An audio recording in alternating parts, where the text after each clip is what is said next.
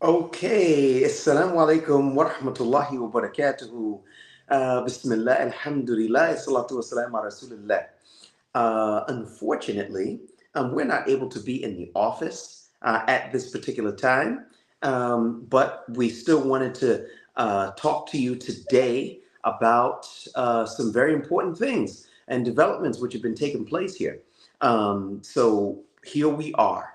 Uh, of course, I am broadcasting live on YouTube and also on X, and it's good to have everybody here. First of all, I am your host, Bilal Abdul Kareem, and we are going to be talking about Syria's elections. How about that? Syria had parliamentary or People's Assembly elections, referred to here as the Majlis Shab in Arabic, and we're going to be talking about that and the whole process. Okay, um, there's going to be some important. I really want you, brothers and sisters, today to participate because I want to know what you think. Because today's elections, okay, were hailed as a historic victory. During the time of Bashar al Assad, the brothers and sisters were not allowed to vote freely. They were not allowed to vote. Of course, if they felt that there was the government felt that there was an election where they wanted to have participation, they would just bust the people in to cast their votes, ijbari, or forced to cast their votes, and they didn't really have a say in the matter. And don't get in that voting booth and then vote for the wrong candidate. I think y'all understand where this is going. So it was hailed today as a historic victory, wherein parliamentary elections were held. 210 seats were supposedly on up for grabs, and we want to talk about what kind of electoral process that actually was, so that we'd have a chance to see and gauge whether how fair it was or it wasn't. But I got to give you the spoiler alert from the beginning.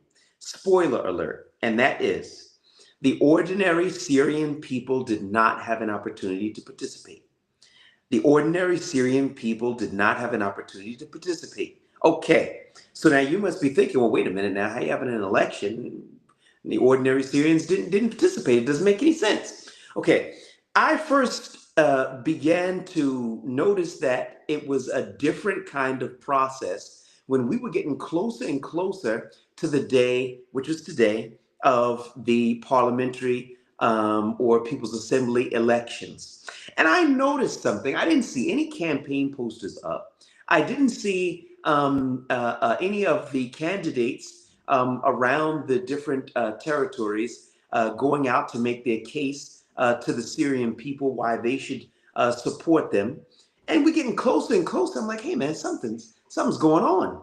So I had to contact somebody that I know that is part of this process, and I had discussions with them regarding how the electoral process is going to be run. And it is as follows. Okay.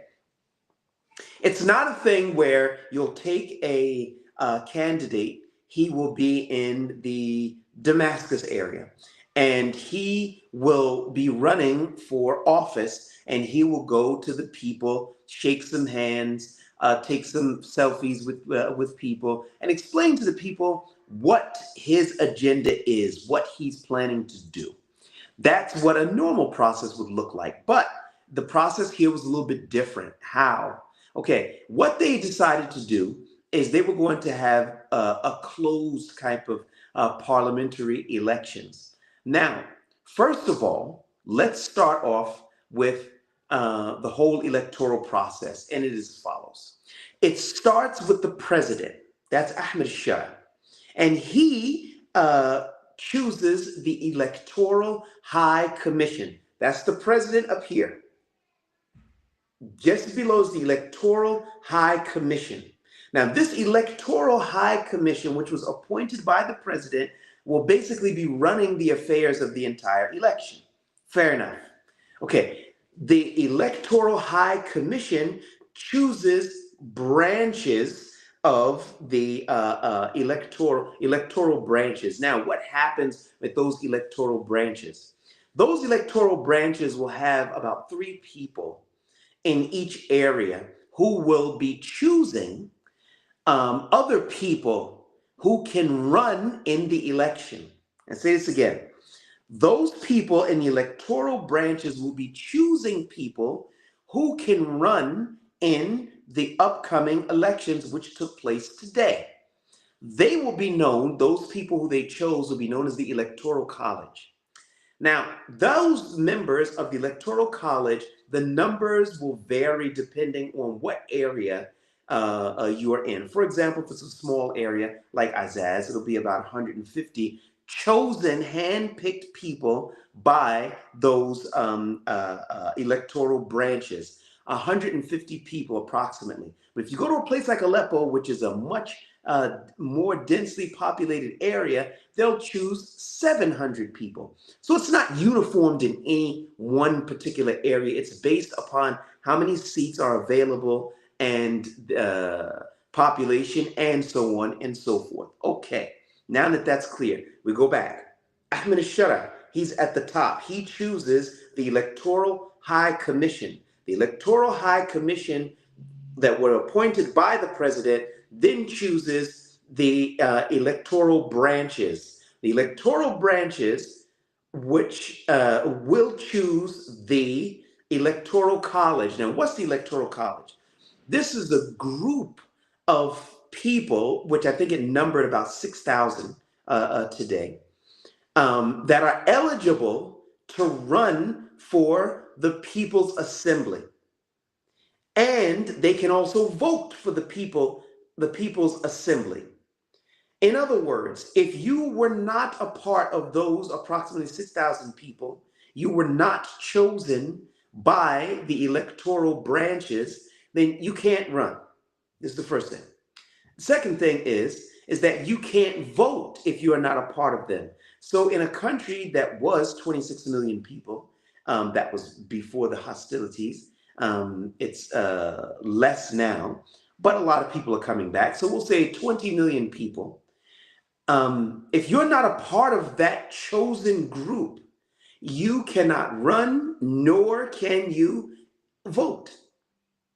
So I don't know if I could really say that this was a historic election. I'm just not feeling that that's what it was, because it all goes back to the president. The president chose the Electoral High Commission.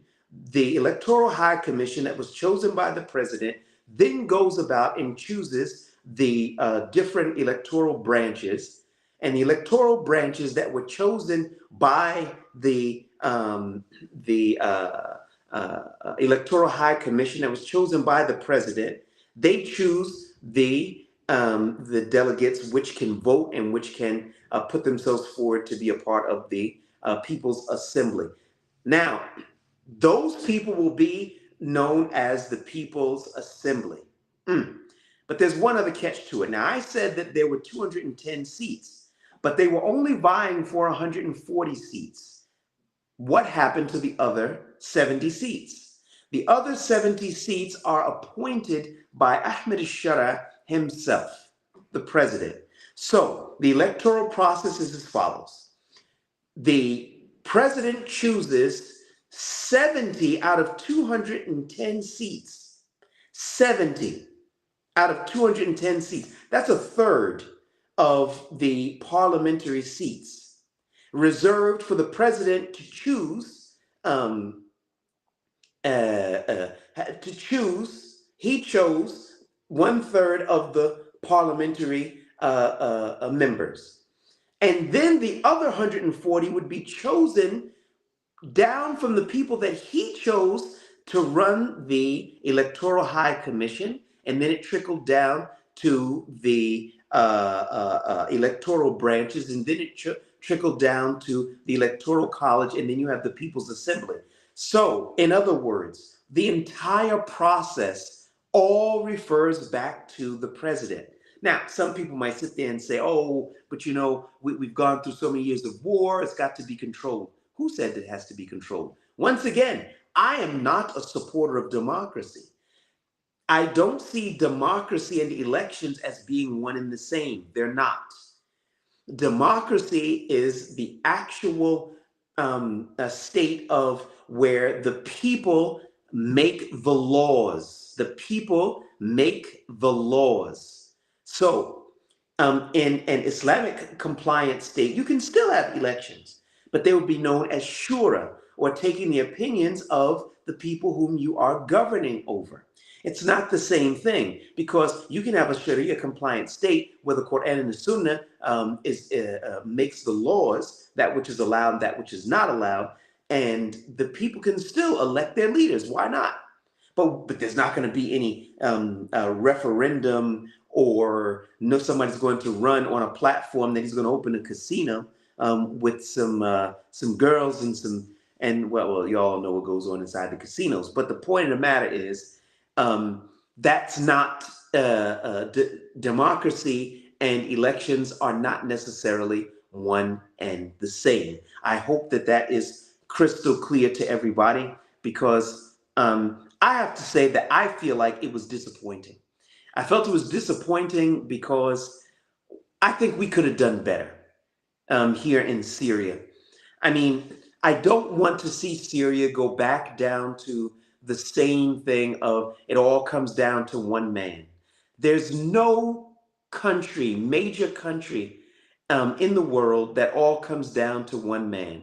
When it comes down to one person running the show, calling the shots, and so on and so forth, it always turns out to be a client state. I'm going to say that again.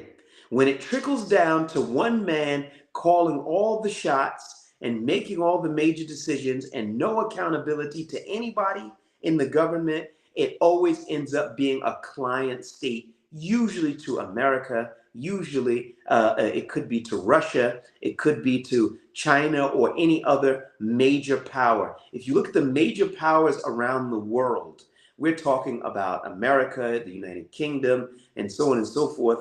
Russia pretty much probably to the exclusion of that. But even China's not a one-man show. It's not. And there is accountability there. It's a meritocracy that he has a lot more freedom to do a lot of things because he's bringing and yielding results. But the point of the matter here is that what we don't want is to have a situation where let's say that the leader is compromised. Let's say that Donald Trump is bought and paid for by Vladimir Putin, and Vladimir Putin controls him. Donald Trump doesn't have absolute control over the US government, and therefore there are still checks and balances to make sure that things don't fly off the rail. You see? All right. So that's the reality of the situation. But when we have a thing where everybody is basically subservient to that one voice sitting at the top, then there's no accountability. Nobody's really going to know what the government is actually doing, because the government's not going to feel that they have to tell the people anything. It's like, hey, man, I don't have to tell you anything. Well, I mean, why? Why do I have to tell you something? You're gonna vote for me? Is that what you're gonna do? You see? So you know, I really don't see that this was that historic election process, and Allah knows best. I'm just being real with you, brothers and sisters. Okay, let's see what's on your mind. Let's talk about it. Okay. Um, okay, let's just do this. Okay, Abdurrahman. Okay, now I have my glasses on. Okay, we have Abdurrahman says, nothing will ever work, nothing will ever be accomplished by Allah, nothing will protect the Muslims except Islamic laws, Islamic Sharia. Bilal, when are you going to learn that it's been many years? Okay. Okay, first thing, that we're looking at here is this. I understand your sentiment exactly. Without Islamic Sharia, we're not going to win. I'm going to say that again. Without Islamic Sharia, we're not going to win. Because without the Islamic safeguards, the bigger powers are going to swallow up the leaders of these small countries because they can easily box them in, buy off enough people, and there you have it. Another subservient, colonized country. That's the reality of the situation. So, without Islamic Sharia putting in those safeguards, we're not going to win. I'm going to give it to you straight. I don't care how slick, how many tricks people think that Ahmed al-Shara might have. If he's not going to govern by Quran and Sunnah, Syria will be a client state. I will say that again. If the leadership, I'm talking about Ahmed al-Shara, if he doesn't rule by Islamic Sharia, Syria will be a client state, full stop. And don't hit me with the pragmatism stuff. I don't want to hear it. Every leader that comes and goes and comes and goes, he says the exact same thing. Pragmatism, oh, the major powers, and so on and so forth. Guys, we tried all of this pragmatism stuff and we never ever win, ever. We don't have a single success story to tell. That's real, brothers and sisters. Let's stop the jive here. Look, all right, going to the UN and stuff like that and everything and all. All right, some people thought that was nice to see. It was a progression. He's moving forward in the world and all. But what was really accomplished? We are still playing by the rules of our enemies, the enemies who are very keen to see that we fail. Why are we continuing to play by their rules? It's not clear to me. Why do we consistently carry on with the same failed policies? It doesn't make sense to me. Okay, some people might say, okay, militarily this or that or whatever. Look, guys, I'm going to tell you, every leader that came to power, when Abdul Fattah al-Sisi came to power, he had to do business with the Americans because of the way he took power. Oh, it was a coup. The Americans were saying that they weren't happy with them, so he had to give them what they wanted. And that means that Israel's going to run the show. Okay, we've got the King Abdullah that's in Jordan. He's doing the exact same thing. Why? Oh, because the Israelis are strong and I got to go and beg for $1.3 billion every year from the Americans. So I got to give them what they want. Okay, so we can't rule by Sharia. If we go to Saudi Arabia, Mohammed bin Salman, I don't even know if he would know the Sharia if it hit him over the head, but let's just say that he did. If he did know it, oh, well, we can't really do it and all because, the Americans and we want to make a peace deal with Israel and all and so on and so forth. The Emiratis will say the same thing. We're a small country. Yes, we have money, but we're a small country. We don't have all of the resources that we need. We got to play ball and we've got to submit to the Americans and to China and to Russia. And the story goes on. And in the end, we as an ummah, from Pakistan to the Emirates to the Qataris to the Saudis to the Egyptians, and at the end of the day, when there's a genocide going on in our countries, we don't have the horses to do anything about it. How about that as a failed strategy? When the Americans are making their decisions, the Arabs are not even consulted. I'm sorry if somebody don't like that, but I'm just being real with you. The Arabs are not even consulted. They sat down with the Arabs, the Trump administration, or Donald Trump himself, on the sidelines of the United Nations meeting, and they discussed some things regarding Gaza, and all of those leaders were like, yeah, we're on board, and let's do that. And then when they walked away, they must have handed the paper to Benjamin Netanyahu. He erased this, erased that, wrote it what he wanted to write, and then they went up there and announced it to the world.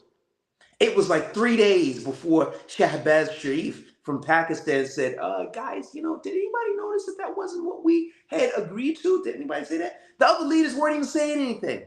They weren't even saying anything. It was like, yo, they didn't have anything to say. How many billions of dollars in US weapons were bought, and we still have to outsource our security? And therefore, we're not in a position to make any rules, any laws. We can't even have our own laws for our own self. Can you dig it? So I'm saying here, if anybody that wants to talk pragmatism, please find somebody else because we just don't have any success stories. That's real. All right, let's see what we have here. Uh, okay, give me a second here. Okay, we've got Salam from Albania. All righty. Okay, the question here now is,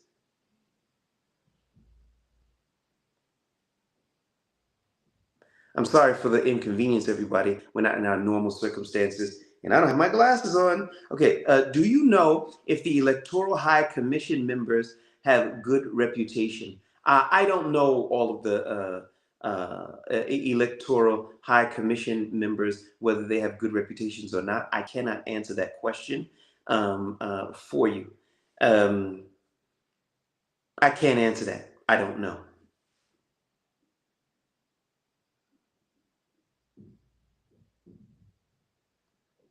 Okay.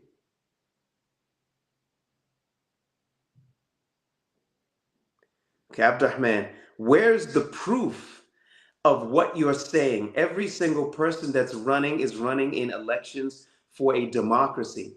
Abdurrahman, you have to understand something. Please stop confusing elections and democracy and making them one and the same. They're not. They are two completely and totally separate things. I will explain. Democracy, its very name, democracy. Demo meaning the people and governing. The people make the laws. For example, if the people want to vote for a candidate who's willing to open up a brewery to sell and produce alcohol, if that's what the people vote for and the people want, that's what it is. That's democracy. But when you have where the Quran and the Sunnah are the constitution, the inviolable constitution, and you want to say who's going to implement a foreign policy or a domestic policy that's closer to what the people think that will benefit them. So they say, look, we're going to run Mustafa and Ahmed and Muawiyah. So you've got these three candidates. Each of these three candidates go to the people, talk to the people about what they plan to do if the people were to vote for them. But the overarching laws are dictated by the Quran and Sunnah. That's not democracy, Abdurrahman. That's the reality of the situation. So don't confuse the two because they're not one and the same. And Allah subhanahu wa ta'ala knows best. Okay, next we've got here.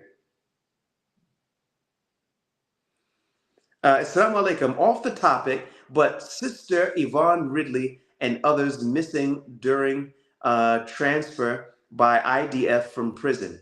May Allah hasten their release. Ameen. Our sister Yvonne Ridley is currently incarcerated in Israeli prisons. What we have understood from her situation.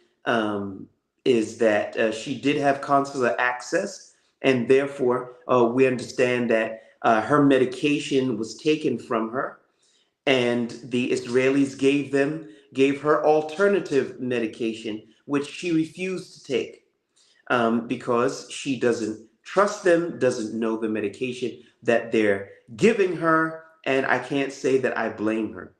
So she was not of the people who were freed. So we'll have to continue to follow up because we want our sister to be released sooner rather than later.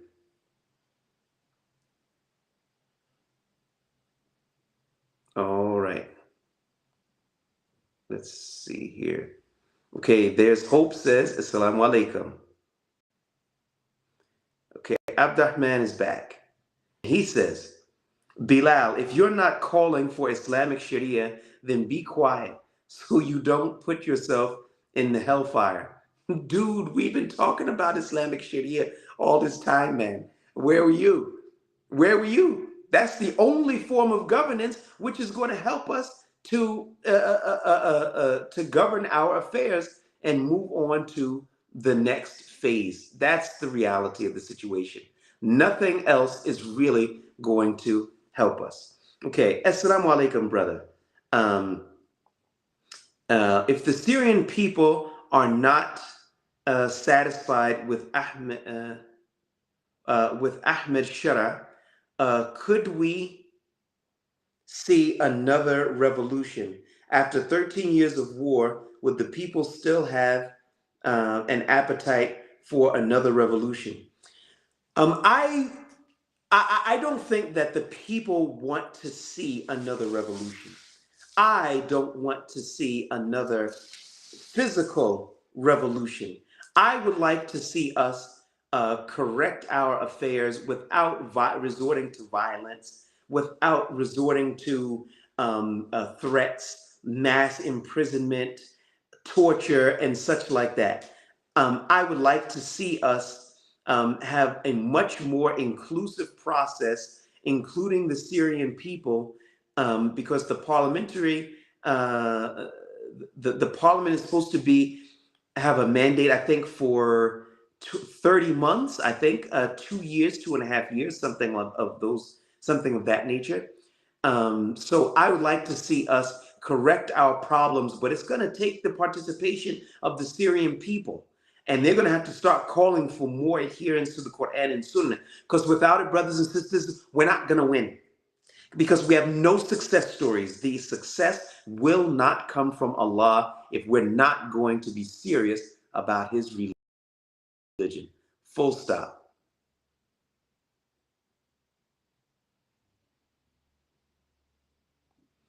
Okay.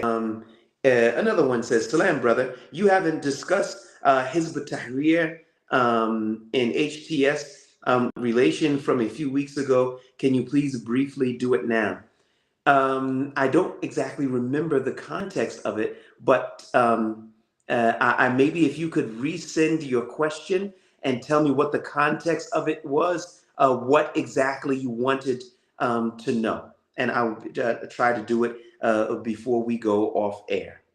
Okay, we have another one here who says, Salam, Brother Bilal. Nice to see you. Nice to see you too. I just wanted to say you are doing a great job reporting from Syria. I think Allah chose you to do this noble work because you could have been a home in the U.S. Like, like I'm like in 6th grade or the 4th grade or something like that. I didn't bring my glasses, and I'm doing this from my telephone, not my computer. So my eyes are not what they used to be. But I really appreciate the sentiment, man. I really do. Jazakallah khair. I hope that I'm able to bring benefit to the brothers and sisters, because when Allah asks us what we did with our time and all, it's we're gonna have to tell Him something. And I hope that I'm making an impact. Next, how significant is the Trump change in position? Is he for real?